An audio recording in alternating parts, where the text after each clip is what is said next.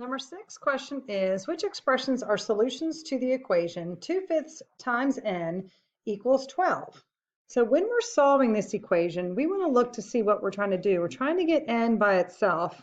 So when I'm looking at this, I know it's a multiplication problem, and the way to solve it, I want to divide by 2/5, and I want to do that on both sides of the equation. So if we look at that first one over here, A, I can actually see 12 divided by 2/5. So I'm going to choose that one.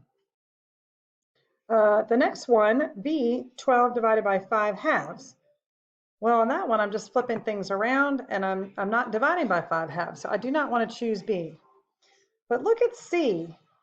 On C, I am looking at 5/2 times 12.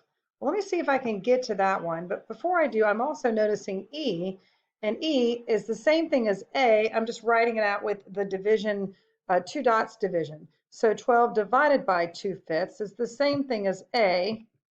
Those kind of match up a little bit, but I'm going to circle that one too.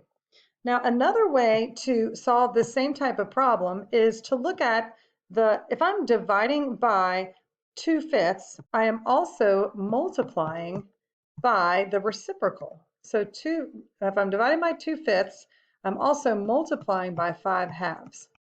So if I multiply 5/2 on both sides, 5/2, I'll notice that I can actually get 10 over 10, and 10 over 10 is 1, and that's exactly what I want.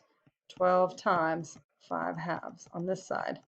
So 10 over 10 is 1, so I'm left with n equals 12 times 5/2. So let's see which one is 12 times 5/2. Well, it's not D, because that's 2/5 times 12, but C is 5/2 times 12, and that one will work.